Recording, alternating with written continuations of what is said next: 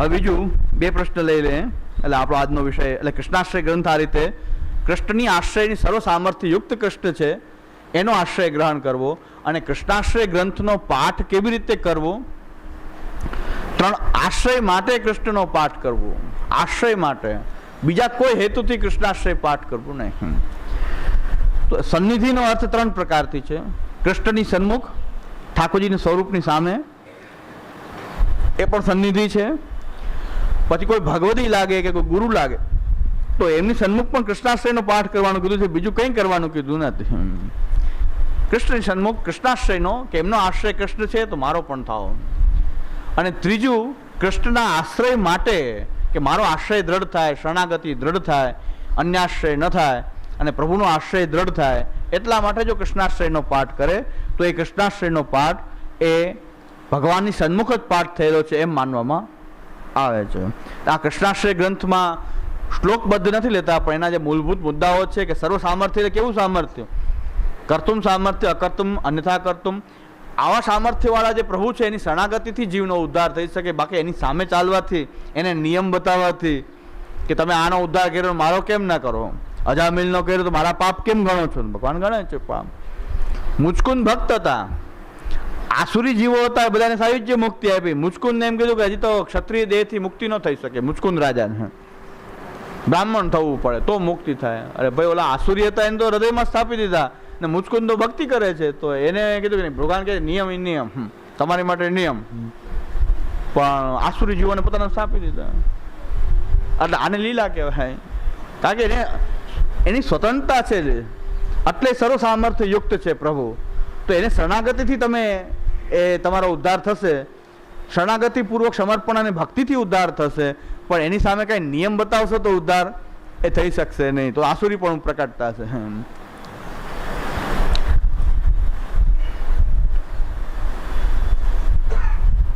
આપણે ત્યાં એટલે જ કીધું છે કે પ્રભુમાં આપણો જે વિશ્વાસ છે, કરિષ્યતિ ઇતિ વિશ્વાસો. હવે કાંઈક આપણી ઈચ્છા મુજબનું ન થયું, દુઃખ આવ્યું, ત્યારે આપણે શું કહે છે, અપનો દોષ વિચાર સખેરી ઉનસો કછું ન કહીએ, કૃપા એ કે લાલન હી કી ચાહીએ. આપણા કંઈક દોષ હશે, અપરાધ હશે, એનો વિચાર કરીએ. પ્રભુ તો નિર્દોષ છે, એમાં દોષારોપણ કરી શકાતું નથી. એટલે આપણે પ્રભુને આમ કેમ કર્યું, એ શરણાગત જીવનો ધર્મ નથી. પ્રભુએ આવું શું કામ કર્યું મારી સાથે, એ શરણાગતિમાં રહેનારનો ધર્મ નથી. પ્રભુએ શું કામ કર્યું, એ તો લીલામાં સ્વતંત્રતા છે એની. પણ આપણો કંઈક દોષ હશે, એમાં આપણે આપણા દોષનો વિચાર કરવો જોઈએ. પણ પ્રભુ પર દોષારોપણ શરણાગત જીવ ક્યારે કરતો નથી. આ શરણાગતિના જે સિદ્ધાંત જે છે, આપણને વિવેક ધૈર્યાશ્રય અને કૃષ્ણાશ્રયથી જો દ્રઢ હશે તો આપણું સમર્પણ અને આપણી સેવા અને આપણું ભક્તિ જે છે એ વધારે દ્રઢતર રીતે થઈ શકશે, સુંદર રીતે થઈ શકશે, એનો અલંકાર રૂપ થશે. એટલે ભાગવતજી કહે છે, છેલ્લે ભાગવતજીના શરણાગતિનું મહત્વ બતાવો તો ભાગવતજી એમ કહે છે, ભક્તિ પરેશાનો ભવો વિરક્તિ ચૈષ ત્રિકે કાલ યથા અષ્ટતઃ એક તુષ્ટિ પુષ્ટિ ક્ષુદ પાયોનુઘાસમ. યથા અશ્નતઃ સ્યુઃ તુષ્ટિ પુષ્ટિ ક્ષુદ પાયોનુઘાસમ. ભક્તિ પરેશાનો ભવો વિરક્તિ ચૈષ ત્રિકે એક કાલ યથા અશ્નતઃ સ્યુઃ તુષ્ટિ પુષ્ટિ ક્ષુદ પાયોનુઘાસમ. ભાગવત કહે છે કે શરણાગતિ એવો ધર્મ છે, ભગવાનની શરણાગતિથી ભક્તિ પણ પ્રાપ્ત થાય, વૈરાગ્ય ન હોય તો વૈરાગ્ય પણ પ્રાપ્ત થઈ જાય. ભગવાનની શરણાગતિ જો દ્રઢ હોય તો વૈરાગ્ય પણ પ્રકટ થશે, ભક્તિમાં પણ પ્રવેશ થશે, અને ભગવાનના સંબંધી મહાત્મ્યનું જ્ઞાન નહીં હોય તો જ્ઞાન પણ આવશે. તો ભક્તિ પરેશાન ભવો વિરક્તિ ત્રણેય એક સાથે મળે છે શરણાગતિથી. તો આપણી શરણાગતિ એ ભગવાનની ભક્તિ માટે આપણી શરણાગતિ એક ઉપાય છે, કે ભક્તિ માટે પણ શરણાગતિ આવશ્યક છે. તો શરણાગતિથી ભક્તિ પણ મળે છે, વૈરાગ્ય પણ આવે છે, અને ભગવત જ્ઞાન પણ પ્રાપ્ત થાય છે. જેવી રીતે એક કોળીઓ આપણે ખાઈએ છીએ ત્યારે આપણને એમાંથી સ્વાદ પણ મળે છે, તુષ્ટિ સંતોષ પણ થાય છે, શરીરને પુષ્ટિ પણ મળે છે, અને સ્વાદનો પણ આનંદ પ્રાપ્ત થાય છે. યથા અશ્નતઃ સ્યુઃ તુષ્ટિ પુષ્ટિ ક્ષુદ પાયોનુઘાસમ. એ તુષ્ટિ થાય, પુષ્ટિ પણ થાય, પોષણ પણ મળે, સંતોષ પણ થાય, અને પાછું આપણી જે ભૂખ છે એ પણ શાંત થાય. ત્રણેય વસ્તુ એક કોડિયામાં થાય છે. એવી રીતે ખાલી ભગવાનને શરણાગત થઈ ગયા, કૃષ્ણાશ્રય ઇદમ સ્તોત્રમ ય પઠેત કૃષ્ણ સન્નિધૌ તસ્યાશ્રયો ભવેત કૃષ્ણ ઇતિ શ્રી વલ્લભો ભવેત. તો ભગવાનને શરણાગત થઈ ગયા તો ભક્તિ પણ મળશે, ભગવાનની જ્ઞાન પણ પ્રાપ્ત થશે અને વિરક્તિ પણ આવી જશે. ત્રણેય વસ્તુ એક સાથે પ્રાપ્ત થશે. એટલે એ શરણાગતિનું એ મહાત્મ્ય છે. હજી ઘણું બધું વિચાર કરી શકાય શરણાગતિનો, પણ આટલું પ્રસંગોચિત આટલું યોગ્ય છે. એક પ્રશ્ન બહુ સુંદર છે.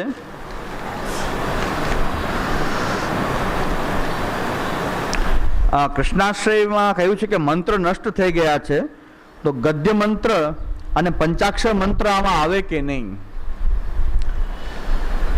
જો મંત્ર જે છે એ નષ્ટ થયા છે એમ કહે છે, પણ શું કામ નષ્ટ થયા છે? તો કહે છે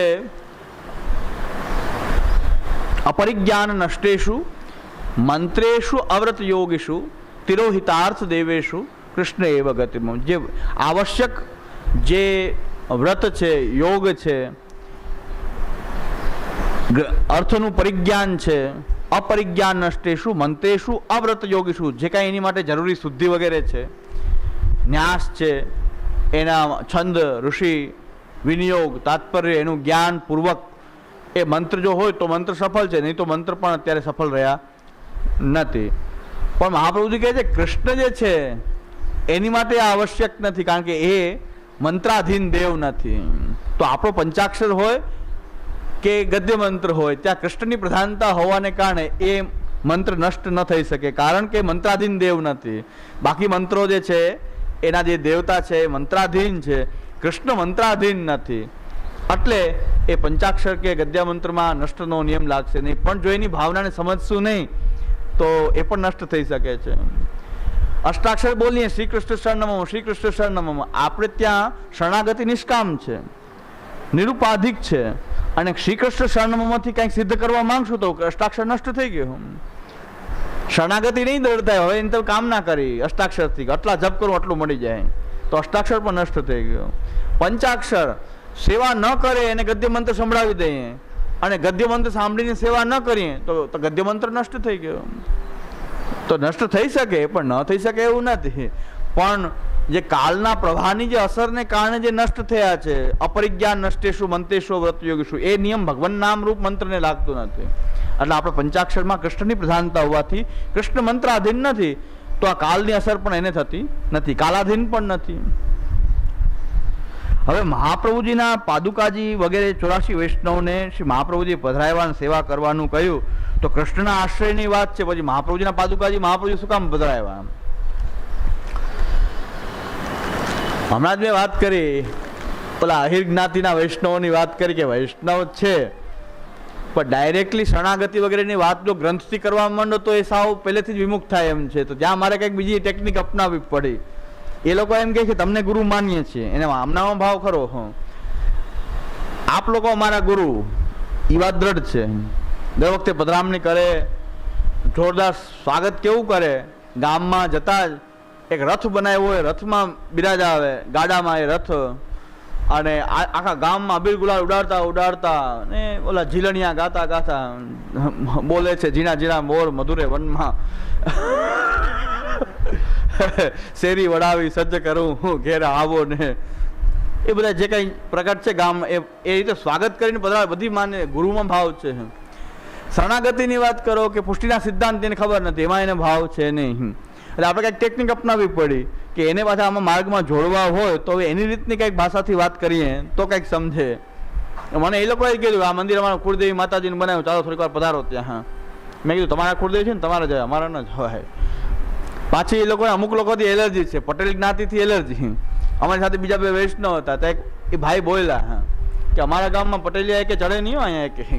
મેં કીધું તમે ઓળખાણ કાઢતા નહીં. મેં કીધું આપણી સાથે છે એ જ પાછા હવે તમે ઓળખાણ કાઢતા નહીં અને કાંઈ બોધ કરતા નહીં. એટલે એમ કે મહારાષ્ટ્રીને કાંઈ હોય નહીં, હારે આવવા જ બધું બગાડે છે. પાછું એનો મૂળ એનો મંત્ર છે કે હારે આવવાળા હોય ને એ જ બધી, મહારાષ્ટ્રીને તો કંઈ વાંધો ન હોય, આ લોકો જ બધું બગાડે. મેં હવે તમે કાંઈ સૂચના આપતા નહીં. કંઠી ખૂબ માંગે, લાવો કંઠી લાવો કંઠી, એટલે કંઠી એટલી બધી લઈ જવી પડે. ના પાડો તો પછી ગરમ થાય, એમ આવેશી બહુ હોય. લાવો કંઠી, લાવો કંઠી, લાવ આપ્યા, લો લો કંઠી આપો. જો ઉપણા ઉડાડે તો બધા ઉપણા માંગવા માંડે. ઉપણા તો એટલા બધા રાખવા આવ્યા, બધા હિતાવવા નથી. એકને ઉડાડ્યો નથી ઉપણા તો બધા માંગવા માંડે, અમને લાવો, અમને લાવો. એમાં જો હારે વાળો ના પડે, બાજુમાં સાથે આવ્યો હોય એ વૈષ્ણવ ના પડે કે આમ ના, આ તમારા લોકોનો જ વાંધો છે, મહારાષ્ટ્રી કાંઈ બોલે છે, તમે જ બધું બગાડો છો. હવે આવા લોકો સાથે કામ કરવું હોય એ કે પટેલ ગયા કે ક્યાંય ચડે નહીં હો અહીંયા અમારા ગામમાં. મેં કીધું હારે એ જ હતા, સાથે પાસે એ જ બે હતા. મેં કીધું ઓળખાણ કાઢતા નહીં, બિલકુલ આખું ગામ છે ને તમે 2 જણા છો. એટલે હવે આ ઓળખાણ બહુ ન કરાય, તો આખું ગામ છે. અને ઓલા ભાઈ વટથી બોલ્યા કે અહીંયા એકે ન ચડે પટેલિયા, અમારે એવો પ્રભાવ છે. મેં કીધું તો વાત સાચી છે. એમાં રાતના 5 વાગ્યા સુધી કીર્તન થયા તો મને બેસાડી રાખ્યો, હજી બેસો, હજી બેસો. એ કે તમારી માટે આ બધું કેમ તમારે કેમ કેમ ચાલે? સાથે એક વૈષ્ણવ તો બોલ્યો કે હવે પરિશ્રમ થાય. એ તમારા લોકોનો જ વાંધો છે, ગાડી તકીએ બેસવાનું, આમાં શું પરિશ્રમ એ બતાવો મને. તમે લોકો જ બધું બગાડો છો. મહારાષ્ટ્રી કામ કરાવે કે વાડીને થોડા લઈ ગયા ખેતીમાં, શાંતિથી બેઠા, ગાદી તકિયા બિછાવી દીધા છે, તપેલી કરાવી. તપેલીમાં એમ કહો જેટલું દૂધ વાપરો, દૂધના બોગડા લઈને આવે, એમ ઉદાર દૂધ ઘી કેમ વાપરતા? આટલું બધું અમારે કરવું શું દૂધ ઘીનું?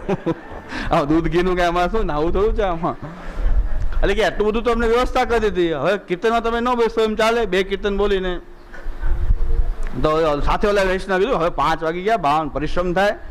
કે પરિશ્રમ છે ને આમ ગાડી તક બેસવા શું પરિશ્રમ છે?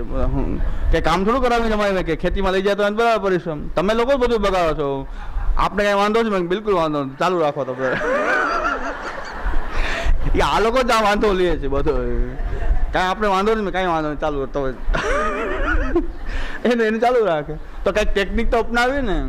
એમાં કેટલાક વૈષ્ણવ એવા હતા મહાપ્રભુજીના, એને મહાપ્રભુજીમાં દ્રઢ ભાવ હતો, મહાપ્રભુજીનો દ્રઢ ભાવ હતો, પણ મહાપ્રભુજી ઈચ્છતા હતા કૃષ્ણ સાથે જોડાય. મહાપ્રભુજી એમ ઈચ્છતા હતા કૃષ્ણ સાથે જોડાય, પણ એમને કૃષ્ણ કરતા પણ મહાપ્રભુજીનો ભાવ વધારે હતો. મહાપ્રભુજી પોતે કૃષ્ણ સેવા કરતા, પોતે કૃષ્ણમાં જોડાયેલા હતા. તો મહાપ્રભુજી ટેકનિક એ કે આનો ભાવ મહાપ્રભુજીમાં મારામાં દ્રઢ છે, અને હું જો કૃષ્ણમાં દ્રઢ રહીશ તો આનો ઉદ્ધાર, આનો પણ કૃષ્ણ સાથે જોડાણ થશે. તો મહાપ્રભુજી પોતાની પાદુકાની મહત્તા વધારવા માટે આપતા નહોતા, પણ કૃષ્ણ સાથે જોડાય અને પોતે કૃષ્ણમાં જોડાતા હતા. કારણ કે એ ડાયરેક્ટલી આવા જ જીવ હતા કે આમને આપનામાં જ હવે ભાવ છે, ભગવાન અમે આપને જ માની રહ્યા, ચાલો શું કરો. તો મહાપ્રભુજીમાં એવો ભાવ હતો કે હવે એને ગમે રીતે કૃષ્ણ સાથે જોડવા જોઈએ. તો મહાપ્રભુજી પોતે કૃષ્ણમાં જોડાતા, પોતે કૃષ્ણ સેવાથી વિમુખ રહ્યા નથી, અસમર્પિત રહ્યા નથી મહાપ્રભુજી પણ. તો મહાપ્રભુજી પોતાને કૃષ્ણ દાસ કહે છે. તો મહાપ્રભુજીનો ભાવ પોતાની પાદુકાની પૂજા કરાવવામાં નહોતો, પણ કૃષ્ણ સાથે જોડવામાં હતો કે કોઈ પણ રીતે એનું જોડાણ કૃષ્ણ સાથે થવું જોઈએ. મારાથી જોડાય, હું કૃષ્ણમાં જોડાઉં, આ મહાપ્રભુજીની અભિગમ હતો કે આ મારાથી જોડાય છે અને હું કૃષ્ણમાં જોડાઉં તો આનું જોડાણ પણ કૃષ્ણ સાથે થાય. એ વૈષ્ણવ એવા હતા કે આપનામાં જ ભાવ છે. તો મહાપ્રભુજી કહે છે ચાલ મારી પાદુકાની સેવા કર. તો એ ભાવ મહાપ્રભુજીનો આ પ્રકારનો હતો કે કૃષ્ણ સાથે જોડવા માટે આવું કરતા હતા. એક ટેકનિક આવી અપનાવતા હતા. જેમ મારે પણ આવું કે ભાઈ હવે આ લોકો સમજે નહીં તો એની સાથે એની ભાષામાં એની રીતે આપણે વાત કરવી પડે. એટલે તો એ પ્રકારે મહાપ્રભુજી પણ કૃષ્ણમાં જોડવાનો પ્રયત્ન હતો આ શ્રી મહાપ્રભુજીનો. અને કેટલાક જીવોને એવી ભાવ હતો તો એને મહાપ્રભુજી આ રીતે પોષણ કરીને પોતે કૃષ્ણમાં જોડાયા. ક્યાંય મહાપ્રભુજી એમ નથી કીધું કે હું કૃષ્ણ છું. મહાપ્રભુજી એમ કહ્યું છે કૃષ્ણ દાસસ્ય વલ્લભસ્ય હિતમ. એ દાસ કૃષ્ણના દાસના રૂપમાં એ પાદુકા આપેલી છે શ્રી મહાપ્રભુજીએ, એટલે એમાં દોષરૂપ નથી. અત્યારે હું કૃષ્ણ છું એટલે મારી પાદુકાની સેવા કરો એ ભાવ અલગ છે, અને કૃષ્ણ સાથે જોડવાનો ભાવ મહાપ્રભુજીનો હતો એ અલગ હતો. એટલે અમુકને મહાપ્રભુજીએ એ પાદુકા પધરાવી છે, અને એ રીતે કૃષ્ણ સાથેનું જોડાણ શ્રી મહાપ્રભુજી પોતે જોડાઈને એનું જોડાણ પણ કૃષ્ણ સાથે શ્રી મહાપ્રભુજીએ કરાવ્યું છે. એટલે એ કૃષ્ણ સાથે જોડાયેલા જ શ્રી મહાપ્રભુજીના પાદુકાની સેવા પણ ત્યાં કૃષ્ણ સેવા થઈ ગઈ છે, કારણ કે એનું જોડાણ કૃષ્ણ સાથે થયું છે. કૃષ્ણ સુધી પહોંચવું તો જોઈએ. અત્યારે હું પાદુકા તો અમે આપી દઈએ, અમને મજા આવે કે મારા ચપ્પલ લઈ જાઓ સેવા કરો, પણ હું કૃષ્ણ સેવા મુખ્યા પાસે કરાવતો હોઉં તો એ હું ભાઈ મુખ્યા પાસે સેવા કરાવતો હોઉં, પછી મારી પાદુકાની સેવા કરાવું કે જાઓ મારા ચપ્પલ લઈને સેવા કરો. કાલે મારે ચપ્પલ મળતા નથી, પધરાવીને ગયું ને સેવામાં.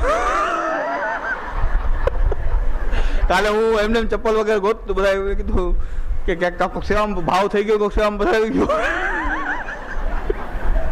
કાલે મળ્યા નહોતા ચપ્પલ, મોડા મળ્યા એમ. અને આજે મેં સેફટી રાખી, ગાડીમાં ઉતારી દઉં તો શું વાંધો હો, કોકને ભાવ થઈ જાય. હા, તમિલનાડુમાં એક સાધુ હતા, એના કંઈક ચરણનું બહુ મહાત્મ્ય બધાએ વધાર્યું. એ લાખો માણસ આખો દી પગ બહાર રાખે ને લાખો માણસ એના ચરણની પૂજા કર્યા કરે.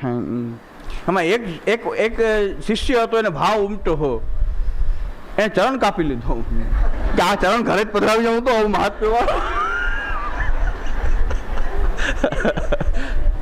એ ચરણ કાપી બનેલી ઘટના છે.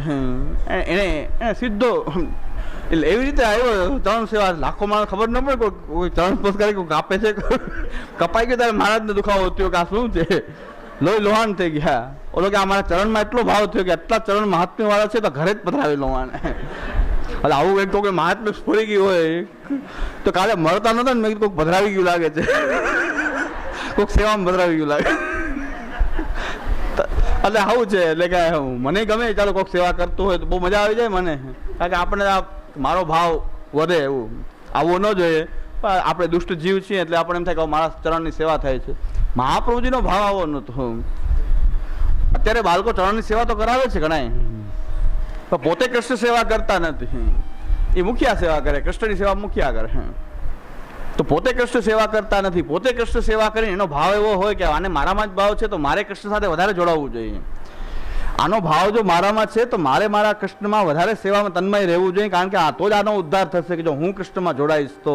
તો મહાપ્રભુજી કૃષ્ણના દાસ તરીકે જીવન વ્યતીત કર્યું, એટલે એમની સાથે જોડાયા, કૃષ્ણ સાથે જોડાઈ ગયા.